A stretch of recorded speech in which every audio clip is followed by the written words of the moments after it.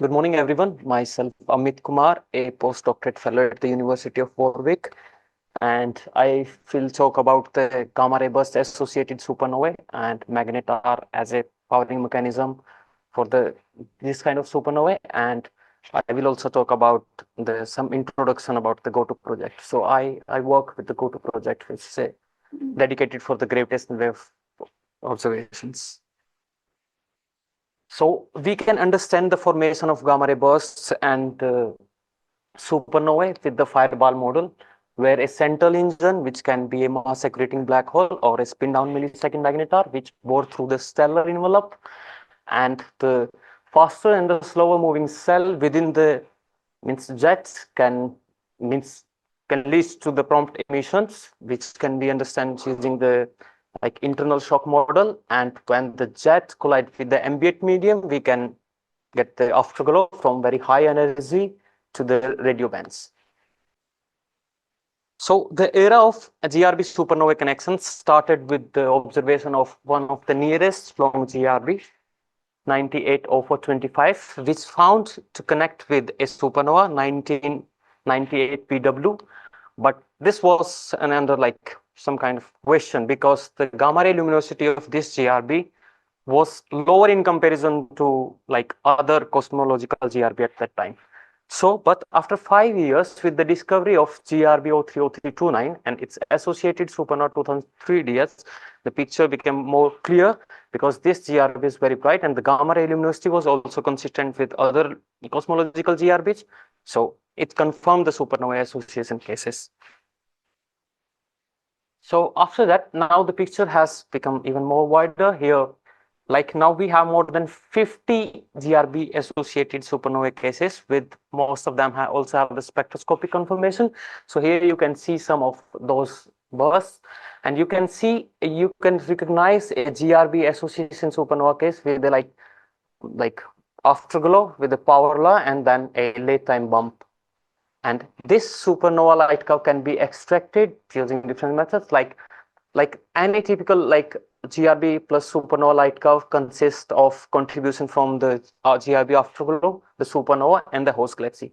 So you can remove the host galaxy counter contribution by subtracting a constant flux, and then subtract the afterglow using a power law with a single power law or the broken power law, and then you can left with the supernova light curve and can estimate these light curves.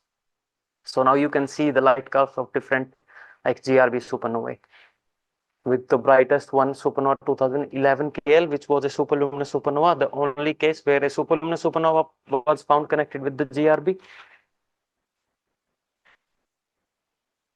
So here is the light curve and spectral comparison of superluminous supernovae with the GRB associated supernovae and a normal low luminosity supernova. So you can see the GRB supernovae seems to transient event between the low luminosity supernovae and the superluminous supernovae. However, the single case, which is a superluminous supernova, which was found associated with a GRB, this one is the brightest among the GRB associated supernovae, but faintest among the superluminous supernovae. So this could be because of some continuity in the powering mechanism of the powers governed by the central engine. And here you can see also the spectral comparisons. So they have very broad spectral features showing a velocity of nearly 30,000 kilometers per second. So now there could be different power mechanism for different kind of supernovae.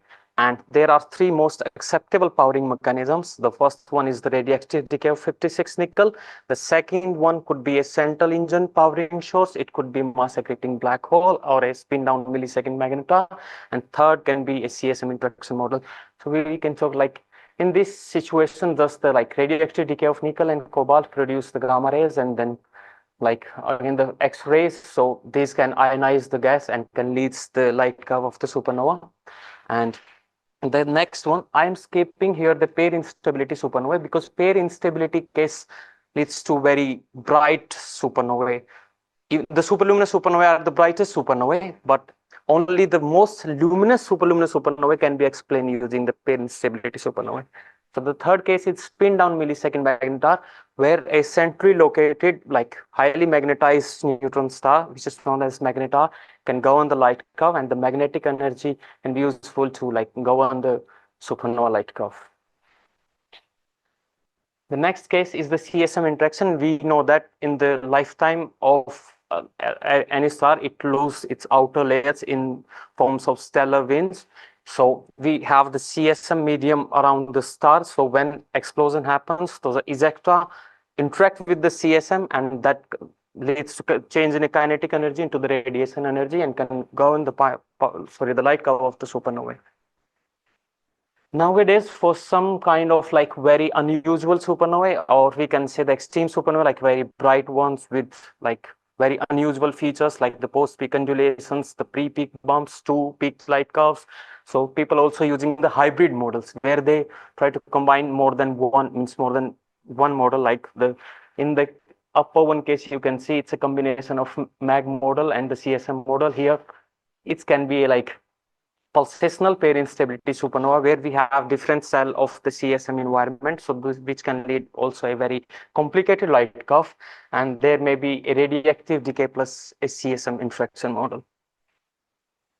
So I would like to emphasize here on the GRB associated supernovae, and not only the GRB associated supernovae, the Magnetar model is capable of explaining the light curve of the low luminosity supernovae to superluminous supernovae, also including the GRB associated supernovae. So here you can see in Pandey and Kumar et al. 2021, we published the supernova 2012, which was a type 1b supernova. And this, the light curve and its other property was directly indicating towards a millisecond magnetar as a possible powering source. That was also confirmed recently by a paper, I think, with Desart et al. 2022 or 3. They also confirmed it with the spectral modeling. This supernova seems that it's powered by a millisecond magnetar. And here is a GRB associated supernova with double peak. So the second main peak was like governed by the millisecond magnetar, and this one can also be explained using a shock, like magnetar wind driven shock breakout.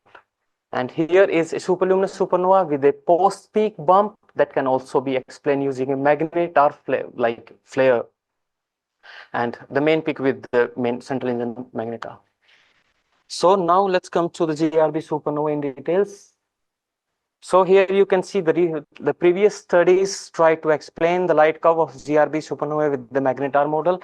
So in Cano et al. 2016, they analyzed the 7 GRB associated supernovae with the magnetar model. Means the first afterglow was normally power law model, then followed by a central engine powering, the magnetar powering source. And similarly here, some of the people also try to explain their light curve with power law decay, then the radioactive decay model. And people also extract the light curve of supernova from the afterglow plus supernova contribution, and then try to fit those light curves with a different kind of model. And here is the light curve of supernova 2011 KL, and it's fitting with using the Blandford's mechanism. So now, last year we also compiled a study with we studied 3 supernovae. So all 3 are GRB associated supernovae. We tried to fit them with different kind of models, including radioactive decay model, magnetar model, CSM interaction model, and the hybrid model, which includes the CSM and the radioactive contribution. And we here try to put it that these might be powered by the millisecond magnetar model. So then we extended this study, and now we are working on it. So we try to extract the light curve of all the supernovae. Those were nearly detected more than in 2 bands, have a little good data, nearly 8 points in each band. So we generated the bolometric light curves and then try to fit the light curve with the magnetar model and estimated their parameters like initial spin period, ejecta mass, and the magnetic field, the velocity, and many other parameters. So now here we compare these parameters with those of other F boats, the superluminous supernovae, short gamma ray burst, and the long gamma ray burst. So here we can see that in magnetic field and the initial spin period parameter space, the GRB supernova seems to have a different parameter space in comparison of long GRBs, short GRBs, and the superluminous supernovae. So here we can see that the magnetar with the different initial spin periods and magnetic field can govern different kind of transients, and their different initial spin period can leads to the different luminosity of the underlying transients. Like the superluminous supernovae, their initial spin period is slower. So, and you can means in these situations the jet may not be very powerful enough, and its initial spin period is means then it's not powerful enough to bore through the ejecta and can liberate all the energy in the ejecta itself and can govern a very powerful light curve, but without any GRP. So now I will give some introductory slide about the GOTO. So GOTO is a gravitational wave optical transient observer, and we are working on it with the collaboration of the institutes. Those are listed here. So, and you can also see the details on this website. So GOTO is a set of, like, it consists 32 telescopes distributed over 2 antipodal sites, one in Sidle Spring in Australia and the La Palma in Spain. So you can see there are 32 telescopes distributed over 2 sites and 4 domes. Each domes have 8 telescopes. Those share a single mount, and each telescope is 40 centimeter of diameter and a field of view of nearly 80 square degrees. So, sorry, that means both of them nearly have 80 square degrees. So at each site we have nearly 80 square degrees of field of view and can cover the nearly 10,000 square degrees per night. So it's very useful for very like poorly localized like events like gravitational waves or the Fermi GRBs. So because we like, as the previous talks showed that the gravitational wave may have a like localization of 30 square degrees to 1,000 of square degrees. So that can be easily achieved utilizing the very wide field of view of GOTO and its deeper magnitudes. I will show how much deeper it can go. So here are some of the plots. Like from 2017 to 2020, we just run based on the 4-unit telescopes. Okay, it was just a prototype.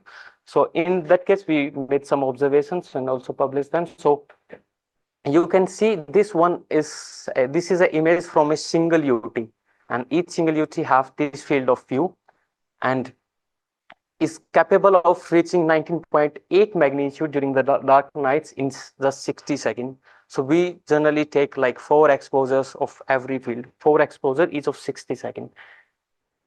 And these are the filters we have nearly, means the L filter, it's nearly combination of the G and R filters and another RGB filters. And we also made some observations in the clear filter. So now the main motive is that like, now we can first easily cover very wide field of view in case of very poor localized like events. And then the main thing is like we can like if it's observable either from the like depend on where the location is. So we can observe it whenever it's feasible. So it could be minutes to days, and our pipeline produce the difference images within minutes. And then we have our real to bogus classifier based on the deep learning, which means make a like counts that it assign a number to each like candidate that it can be real or bogus. So we can easily identify the interesting transients within seconds. And then nowadays we also like look for the transit. We also like do human weighting as well for very interesting objects. And if we found something very interesting, so we just follow up with our like bigger telescopes in collaboration, like 3.6 meter Dessel optical telescope, Liverpool telescope, LCOINT. So here are the main science goals of GOTO. It's basically means dedicated to the gravitational wave optical counterparts detections, and then followed by the like Fermi GRBs. We also like observe the Swift GRBs as well, and then supernovae, AGNs, TDs, F boats, all kind of transients. And you can see here like I would like to show you three cases. So this is a very recent plot. Like we recently started to put our transients from the TNS, and now we are generally like putting more than 50 TNS. These are the number of the detection of the transients, and then these are those VTNS. So now every month we are like TNSing nearly more than 50 events, and this number will be increased, we hope so. And here you can see the prompt response of GOTO. So this is a case of a very recent GRB 230818A. So we received the alert just after 13 seconds of the burst, and we had it on target just after 59 seconds. And then we begin the exposure just within two seconds. So, and within 5 minutes, we got our first data points. So this show the very prompt response of GOTO, and we just like published the GCN for this optical detection of this GRP. And similarly, you can see a case of a type 1a supernova. It's detected with a very good cadence, because GOTO cover the whole sky. GOTO has a capability of cover the whole sky within with the cadence of 2 days. So you can detect all the supernovae very early, means soon after the explosion, and then you can classify them with the different spectroscopic facilities. Here's my last slide. So to engage also the public, we recently launched this one, kilonova seekers, by our team led by Tom Killerstein. So here we invited the public on a real-time journey of scientific discovery. Yeah. Here we invited the people. So here is the website. So people can go there, can sign up there, and they can see the real data stream from the GOTO. So there they can see the science image, template image, and the difference image. So people can help to find the interesting transients from discovered by the GOTO. So every day the new images from the GOTO uploaded to that website, and the people can look at that. And nowadays, nearly 1,700 people have already registered and have classified nearly 500,000 of objects. And some of them were interesting, so we also put them in TNS. And whenever any interesting object discovered by from anyone from the public using this website, we also mention it very nicely in the TNS as well. So I hope we will increase this number in the near future. Thank you so much.